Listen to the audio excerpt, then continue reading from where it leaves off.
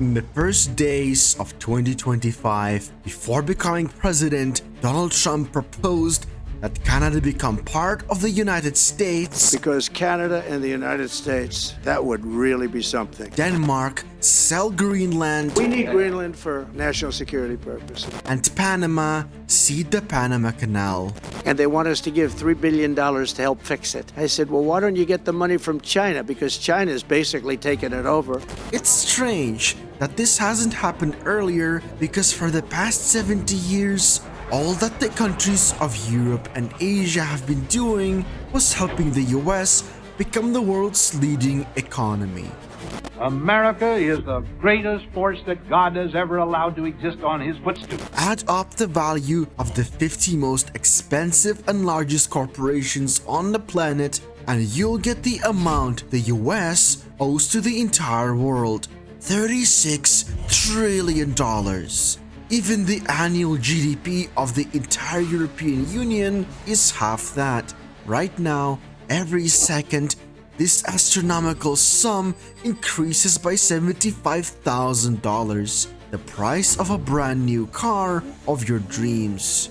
But the main issue is that this sum is growing too fast, because there are so many people eager to sponsor the strongest economy in the world. The debt is growing faster than the economy. We're spending money like drunken sailors. And stopping this machine is already impossible, no matter how much US opponents might want it to. Because if it were to stop, the entire global economy, which is based on the dollar, would be at risk. Country is dying. Our country is being destroyed by stupid people. But how did it happen that a country burdened with insurmountable debts continues to accumulate them, and by doing so keeps the entire world under its control? Defaulting on our debt is not an option. And why do people keep lending it money, knowing that these debts are practically impossible to repay? It will come as no surprise that I'd like to talk about what we need today to raise the debt limit.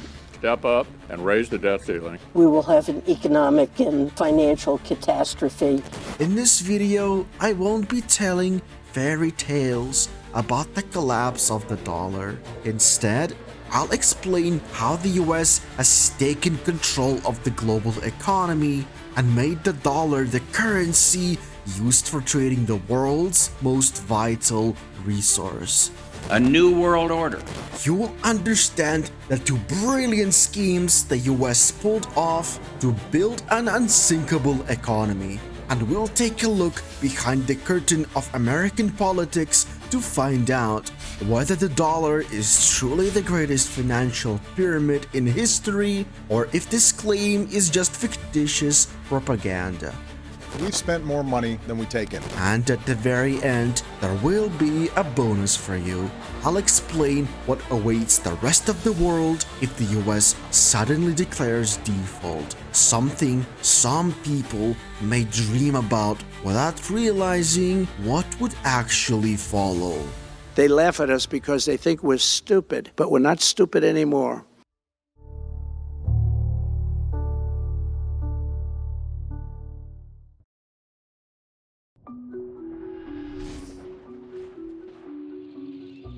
It's July 1944. World War II is raging across Europe, but its outcome already seems predetermined. The Allies have opened a second front by landing in Normandy, and Soviet troops are reclaiming Belarus during Operation Bagration. At this time, over 4,100 miles away from the main battlefronts, across the ocean, representatives of 44 countries gathered for a closed conference at the Bretton Woods ski resort in the United States.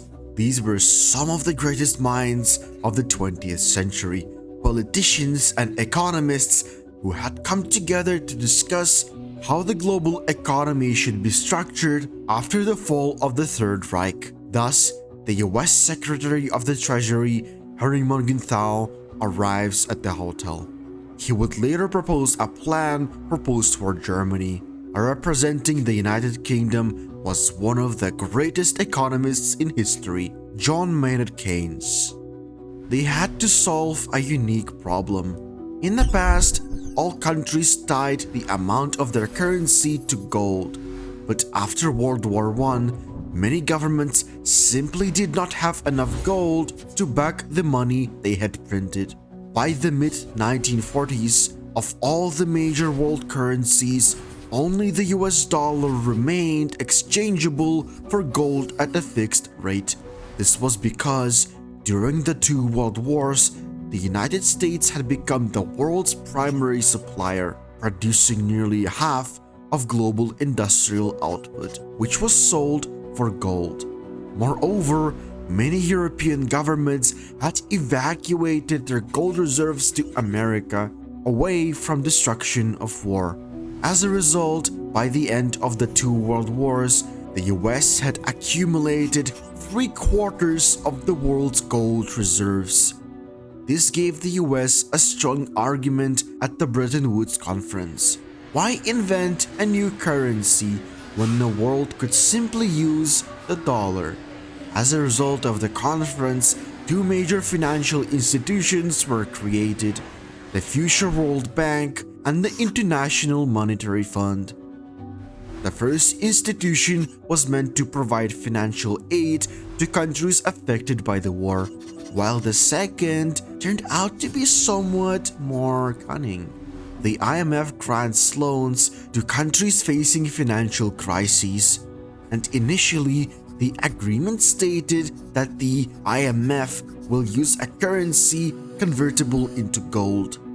But when Indian representatives at the Bretton Woods Conference asked for clarification on what exactly this currency was, the chief economist of the US Treasury responded that it could be anything. But since the discussion of this matter could go on indefinitely, it was simply more practical and convenient to consider this currency to be the US dollar. If you're in doubt, it really is true.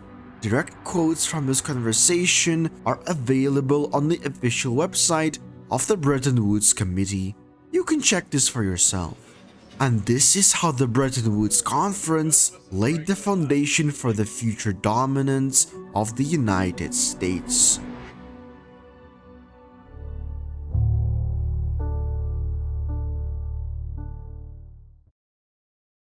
After World War II, tens of millions of people were left homeless, impoverished, and surrounded by devastation.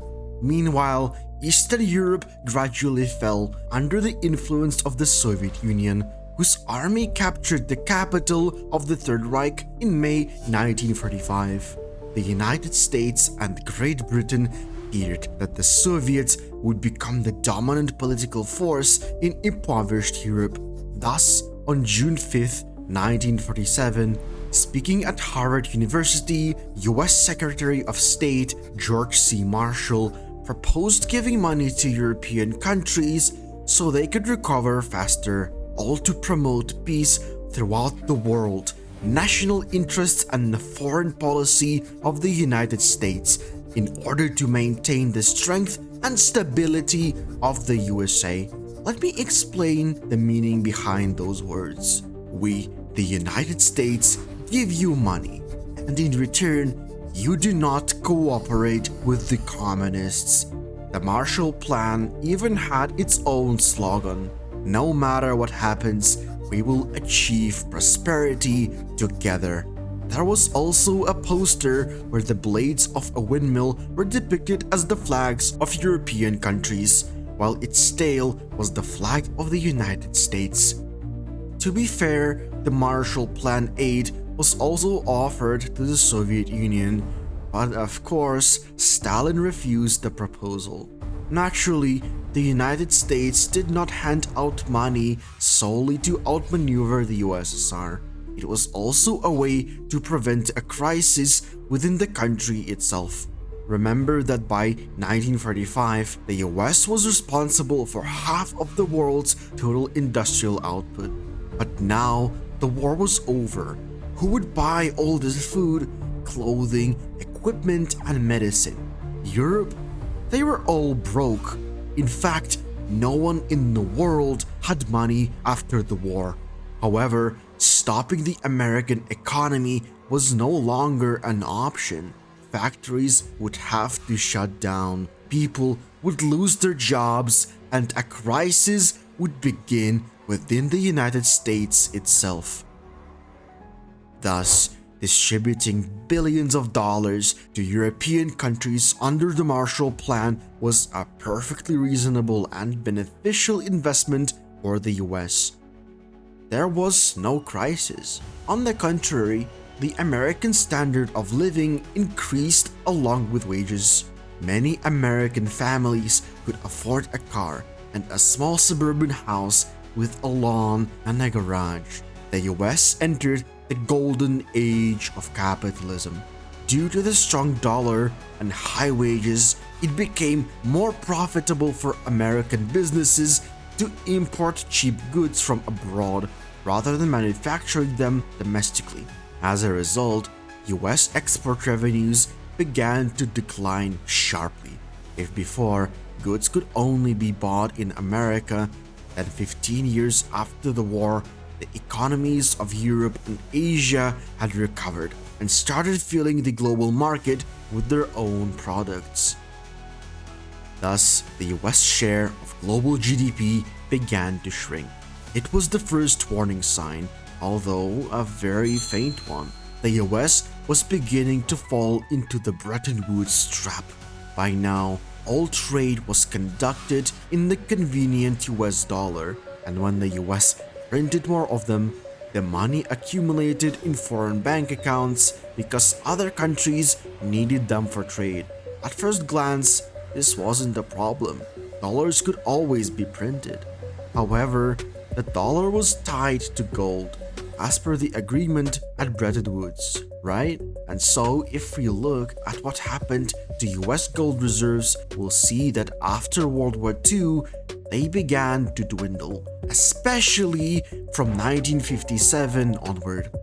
At the same time, the arms race with the Soviet Union and the struggle for global dominance were intensifying. The Suez Crisis was unfolding in Egypt, and both the US and the USSR were testing the first intercontinental ballistic missiles, a new weapon capable of delivering a nuclear warhead 5,000 miles away in just half an hour.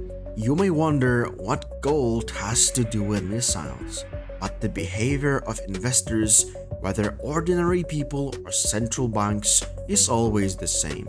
Everyone wants something stable and reliable, and in times of crisis, gold is considered the most stable asset.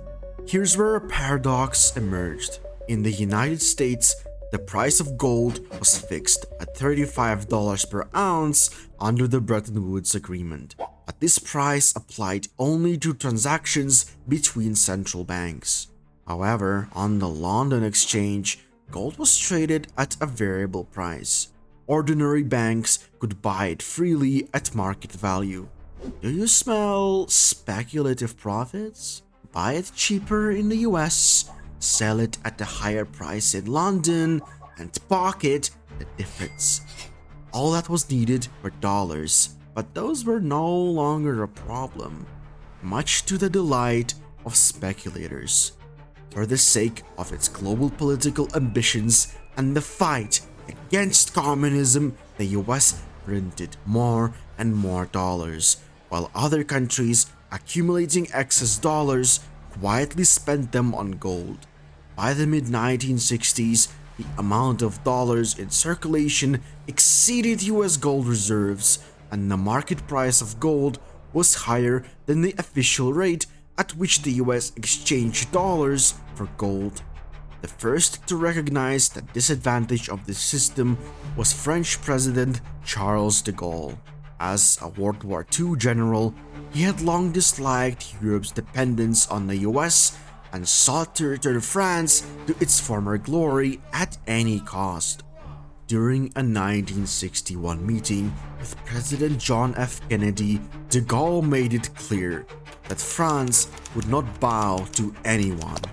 And so, in February 1965, de Gaulle demanded to exchange $1.5 billion for gold at the fixed rate. En vérité, on ne voit pas qu'il puisse y avoir réellement de critères, d'étalons autres que l'or. With no other choice, the US was forced to hand over 3,000 tons of gold to the French. After this incident, other governments also started exchanging dollars for gold, and by 1970, US gold reserves had halved compared to the post-war period. At this rate, the world could also have returned to the gold standard, where each country hoarded its own gold and traded in its currency backed by that gold. This would have buried America's hopes for global hegemony and the world's strongest economy. Thus, in 1971, US President Richard Nixon made what was perhaps the only right move.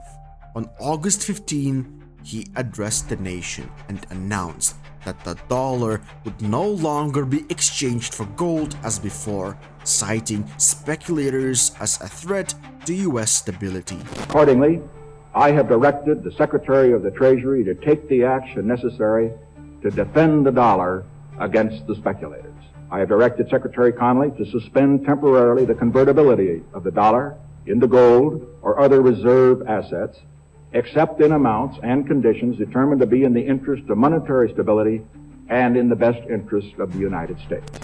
Just like that, the previous agreements were scrapped to prevent default. But it really was a brilliant move. At that time, about 85% of the world's foreign exchange reserves were held in US dollars in central banks around the globe. Half of all international trade transactions were also conducted in dollars. In the early 1970s, there was simply no alternative to the dollar. It no longer mattered whether it was backed by gold or not. While the world was coming to terms with this new financial reality, the US was already executing another brilliant scheme, one that would ensure the continued use of the dollar for decades to come.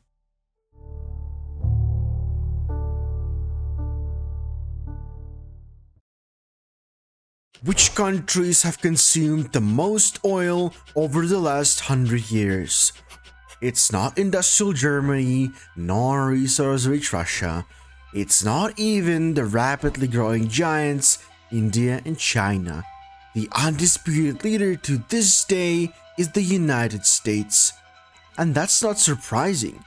Over the last 60 years, the US has been and remains the world's largest economy.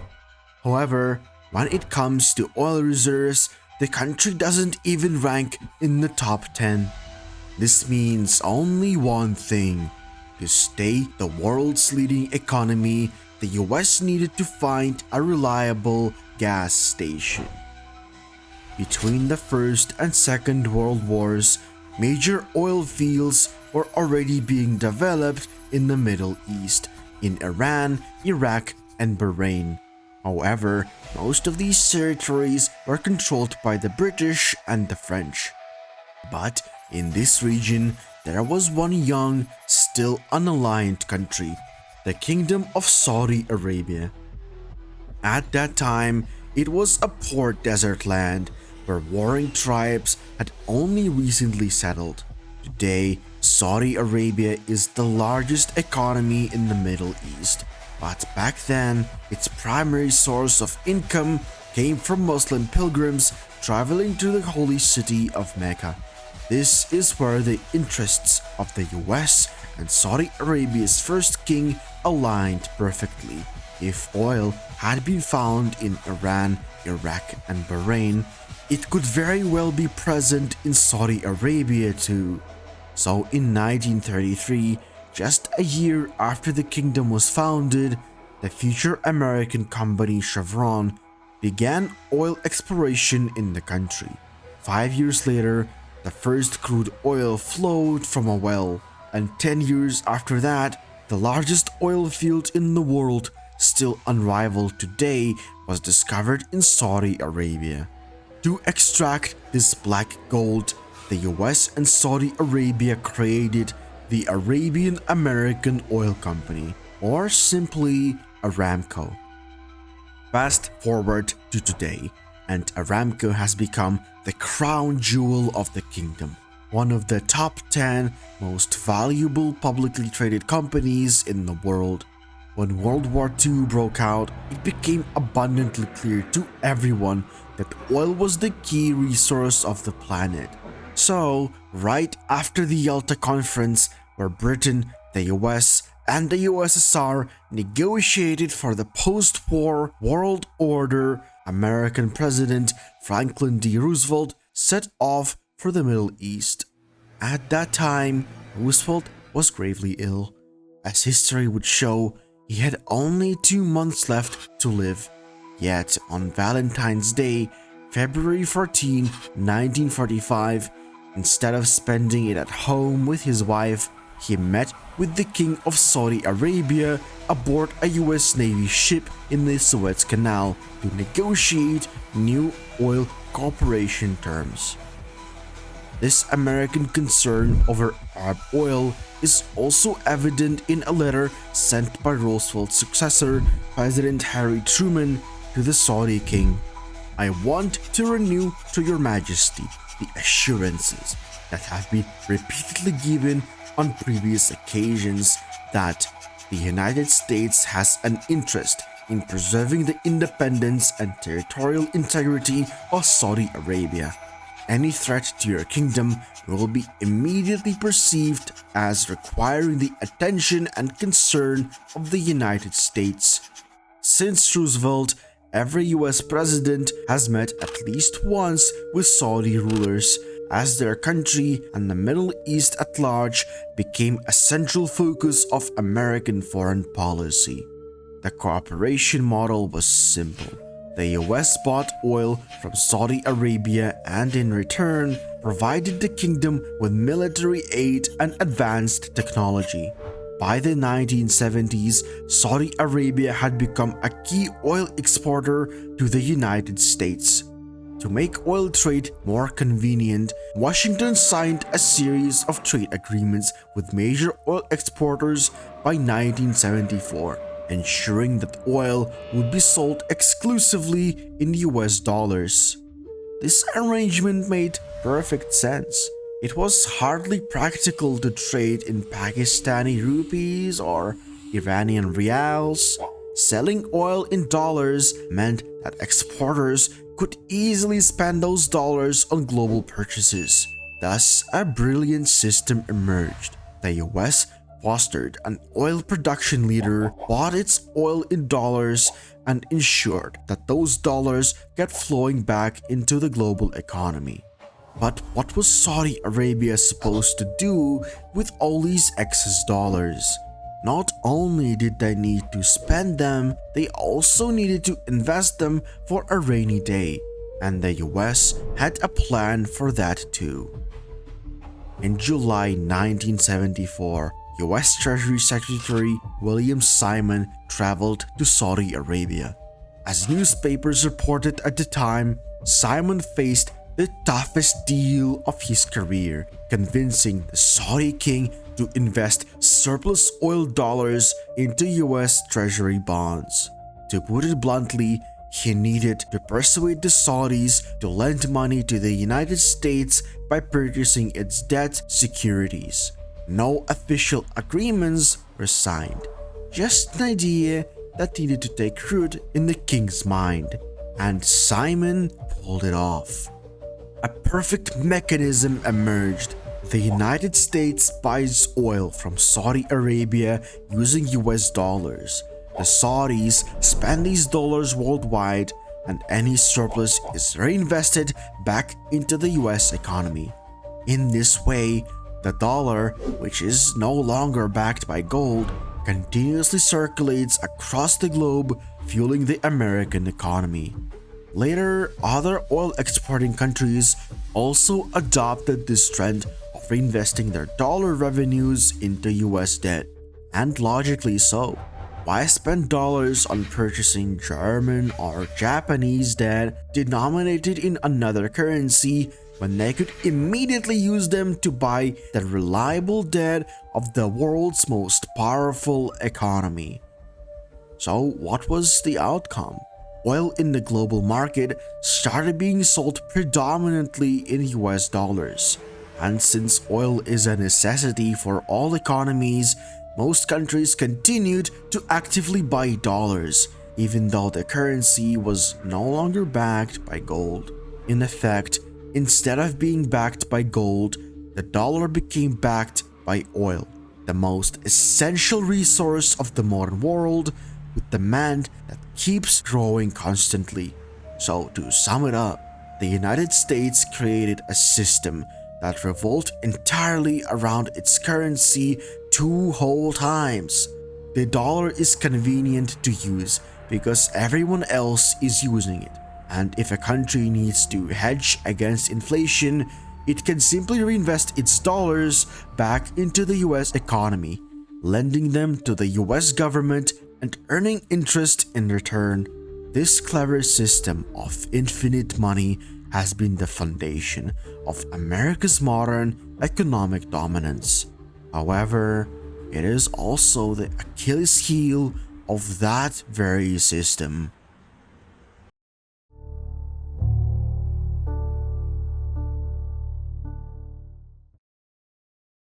The year 1975 was the last in history when the United States sold more to the world than it bought. In economics, this situation is called a negative trade balance. During World War II, when the US was supplying half the world, its balance was positive. However, as the dollar strengthened and other economies also started selling products on the global market, the US transformed from the world's leading producer into its primary consumer. After all, when you have the most popular currency on the planet, you don't need to focus on domestic manufacturing. It's expensive and therefore uncompetitive. It's much easier to buy natural resources somewhere in Asia or South America. Even better, you can relocate your factories to those countries where labor is much cheaper. For example, as we've already mentioned in previous videos, out of 518 Nike factories today, only 25 are located in the US, while more than 300 are in Vietnam and China. At the same time, almost half of Nike's total sales come from the US itself. So they manufacture clothing and footwear in Asia with low local costs and then import all these goods back into the US in exchange for dollars. But what about American factories that had been growing rapidly in the 1940s and 1950s and still employ hundreds of thousands of people?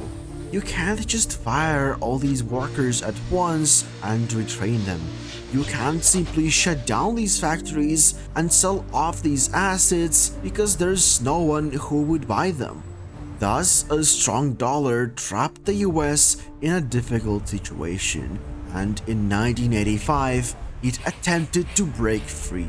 That year, the G5 countries, the US, the United Kingdom, France, West Germany, and Japan, signed an agreement at the Plaza Hotel. Yes, the very same hotel where Home Alone 2 was filmed, featuring a cameo by Donald Trump. Under this agreement, central banks started actively selling dollars to lower the value of the American currency and make US goods cheaper. As a result, the currencies of other countries strengthened, and for Japan, this backfired. Its economy fell into a severe recession from which it has yet to fully recover. To amplify the impact of the Plaza Accord and make America great again, Ronald Reagan also reduced taxes for American corporations. This was his plan. The less taxes, the easier it is to do business. This encourages expansion, leading to more jobs and higher wages. When people earn more, they buy more cars, home appliances, real estate, and the economy thrives. This was the start of Reaganomics, or trickle-down economics. But there are no simple solutions because the government has numerous obligations that require funding. For example, at that time, Reagan was actively engaged in the Cold War against the USSR. I believe that communism is another sad, bizarre chapter in human history whose last pages even now are being written. But if you cut taxes while desperately needing money, your only options are to either print more money or borrow some. Normally, printing money leads to massive inflation, but when it comes to the world's most popular currency, it's not that big of a problem. Thus, in the 1980s, the US national debt grew from nearly $1 trillion to $2.9 trillion. Compared to today's US debt levels, these figures seem laughable, but it was Reagan, who had once warned against excessive borrowing, who planted the ticking time bomb in the American economy. For decades, we have piled deficit upon deficit, mortgaging our future and our children's future for the temporary convenience of the present. You and I, as individuals, can, by borrowing, live beyond our means, but for only a limited period of time. In the 1980s, US military spending grew to $1 trillion per year, and these expenses would only continue to rise. Here's why. As the Soviet Union was already on its way to collapse, US President George H.W. Bush introduced the idea of a new world order, a post-Cold War world based on collective security. A new world order where diverse nations are drawn together in common cause to achieve the universal aspirations of mankind. But this order was soon threatened by Iraq. Its leader, Saddam Hussein, had just emerged from a costly and fruitless war with neighboring Iran. Drowning in debt and leading an economy loaded with weapons, Hussein saw no better way to pay off creditors than by accusing the small neighboring country of Kuwait of extracting oil from a disputed border territory. Using this as a pretext, he invaded Kuwait. A quick and victorious war was supposed to redeem his failure in Iran and make Kuwait, the country with the world's 6th largest oil reserves, a part of Iraq. Naturally, at this rate, Saudi Arabia could also fall under occupation, posing a direct threat to US economic security. That's why, as soon as Iraq invaded Kuwait, American troops were deployed to Saudi Arabia. As military actions unfolded in the Middle East, oil prices began to rise. This gave major oil exporters more dollars, which they eagerly invested in US debt. The United Arab Emirates and Saudi Arabia were particularly aggressive in this practice. This mechanism allowed the US to finance its increasing military expenditures by accumulating more and more debt. By 2007, the national debt had reached 35% of US GDP. After the Great Recession of 2009, it surged to 52%, and today it exceeds the annual production output of the American economy. And now that the history is more or less clear, the question remains, will a default happen or not? To answer this, we need to understand, how does the US financial system work, and what is national debt?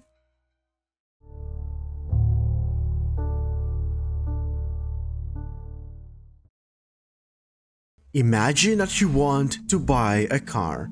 It costs $20,000, which you don't have. but you can take out a loan. On a national scale, it works roughly the same way.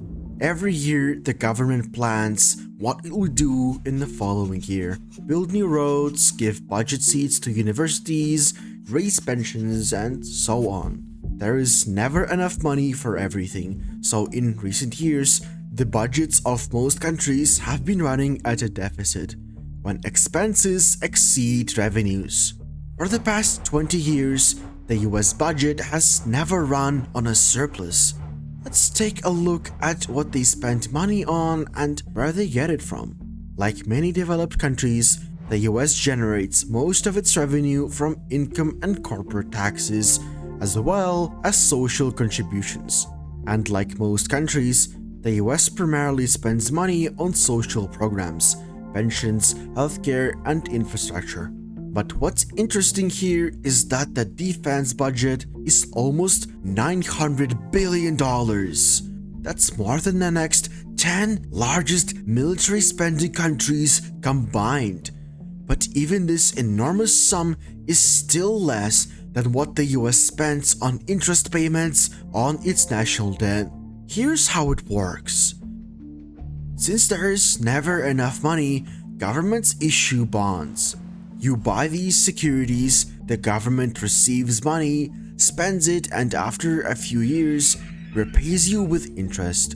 These bonds are usually issued by the Ministry of Finance, which in the US is called the Treasury Department.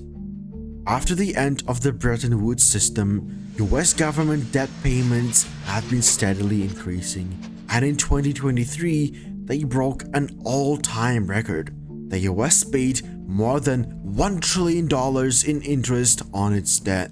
Just for comparison, the entire planned budget revenue of Germany in 2024 was 446 billion euro, which is half of what the US spent just on debt payments. Year after year, the US government is forced to issue new bonds to attract even more money. These funds are used not only for the military and social spending, but also to pay off previous debts.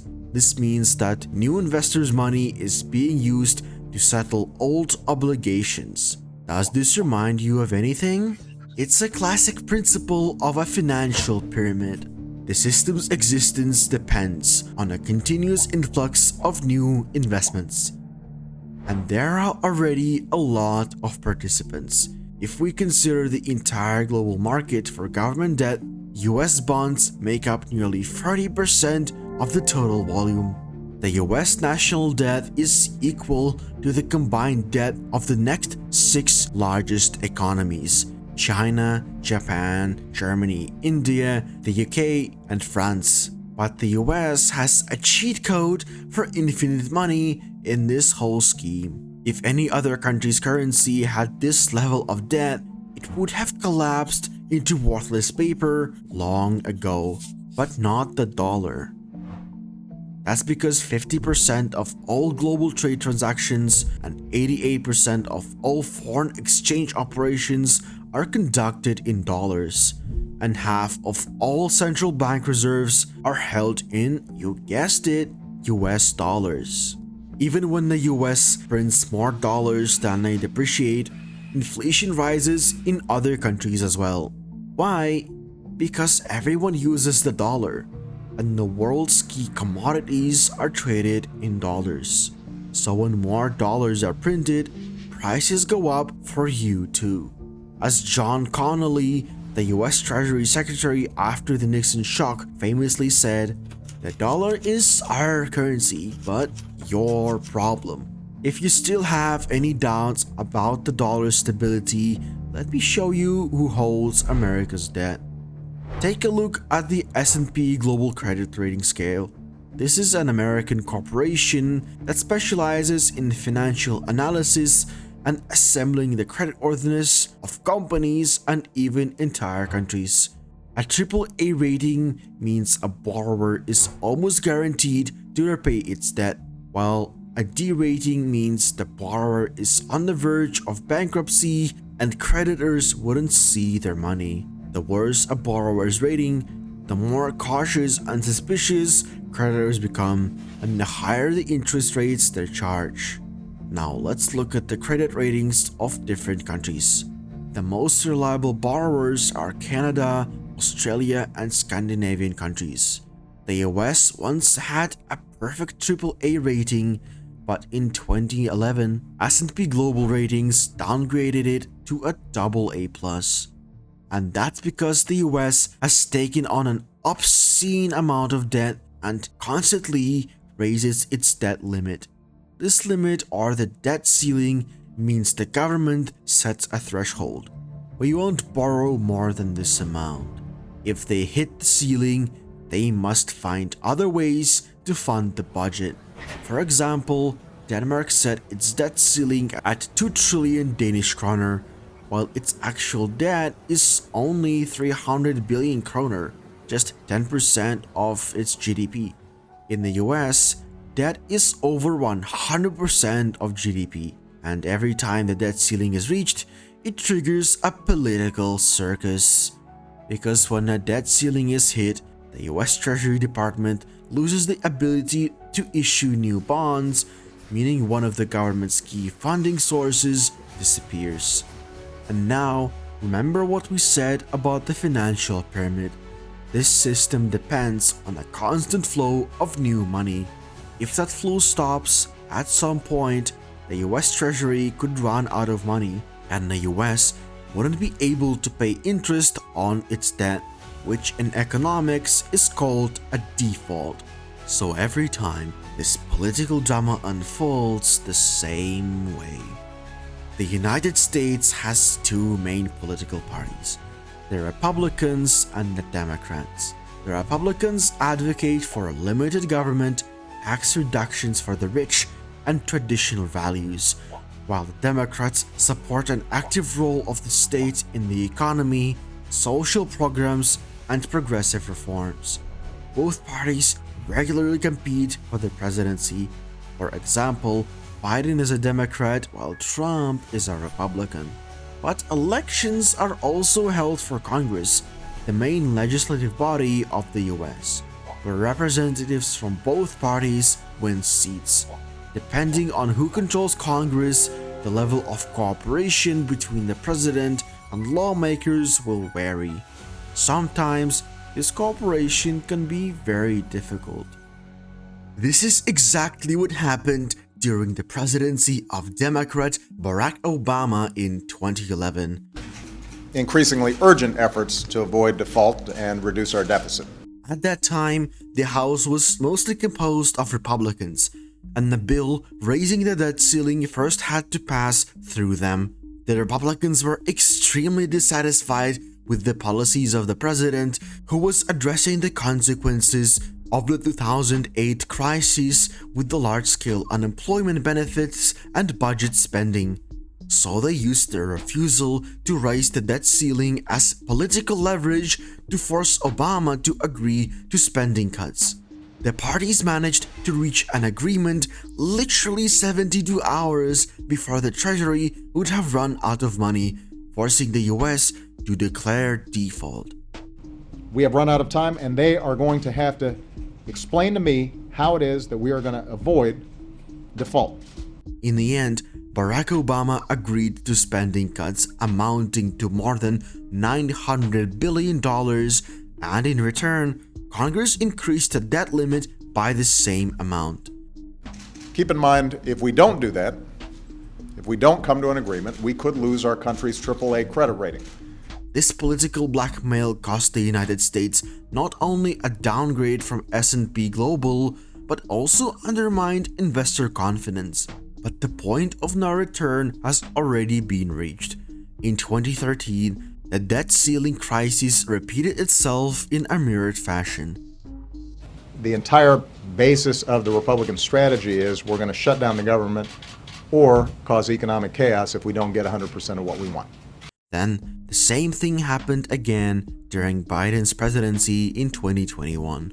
And in 2023, after yet another default threat, Biden tired of these standoffs, simply issued an executive order suspending the debt ceiling until January 1st, 2025. After that, another agency, Fitch, downgraded the US credit rating. It turns out that while in Denmark, the debt limit is a demonstration of a strong economy and government responsibility, in the US it is a restriction that practically doesn't exist. So, is this it? Is the collapse of the dollar inevitable? Hold on! Before you draw conclusions, take a look at one last key detail. Who actually owns the US national debt? It can be divided into two categories: public and intragovernmental. Intragovernmental debt consists of bonds held by US government agencies and pension funds. This accounts for 1/5 of the total US national debt. Another 13% of the total debt belongs to the Federal Reserve System, the very central bank of the United States. In other words, nearly 35% of the entire US debt is owed by the United States to itself. Naturally, a default on these debts is impossible. A country cannot bankrupt itself. A little more than 40% of the debt is owned by American citizens and US companies, banks, investment and insurance funds, businesses, and of course, domestic investors. And only the remaining 25% of US debt is held by foreign investors, primarily Japan, China, and the United Kingdom. This means that 75% of US debt is domestic, and defaulting on it would require extraordinary financial acrobatics. It's like declaring yourself bankrupt after borrowing money from your parents and not returning it by the deadline for some reason. However, today, China, India, and other countries are increasingly asking, why are we using the dollar and participating in this pyramid? Let's use our earned currencies instead. For example, in December 2022, Chinese President Xi Jinping flew to Saudi Arabia to meet with the Crown Prince and proposed paying for oil not in dollars but in yuan. And just a month later, Saudi Arabia's finance minister announced at the Davos Forum that he saw no problem in trading in currencies other than the US dollar.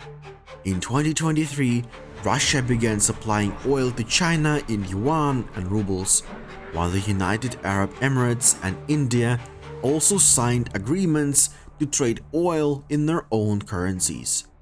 The BRICS countries, which are home to nearly 45% of the world's population and generate a quarter of global GDP, have been discussing creating their own currency for mutual settlements over the past year.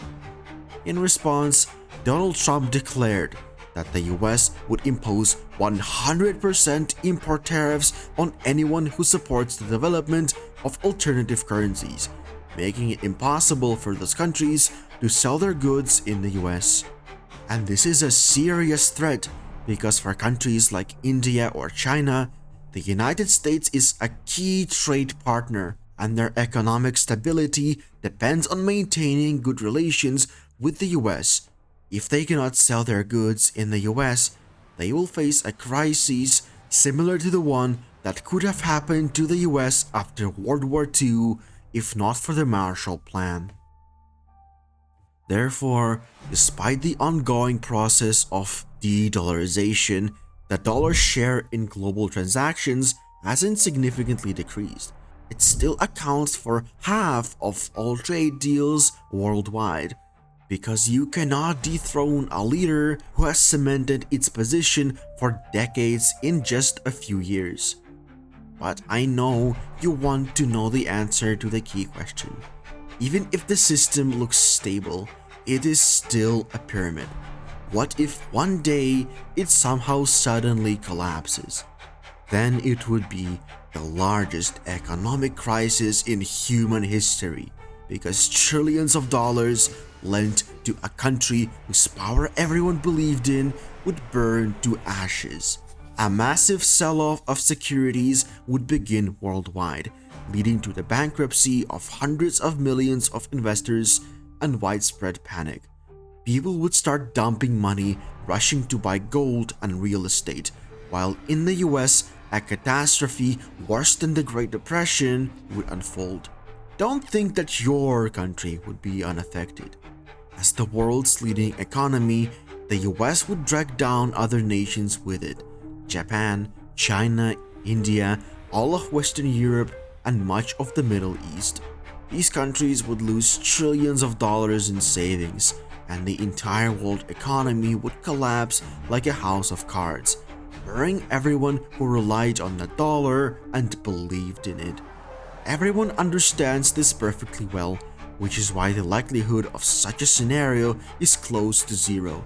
The US national debt has long ceased to be an economic indicator and has turned into a political instrument. The fragile balance of the global economy is built upon it, so preventing a US default is not just in the interest of the US itself, but of everyone who holds dollar-denominated debts, which account for more than half of all debts in the world. So think about it. Would you want a debtor who owes you a huge sum of money to go bankrupt? The question is rhetorical.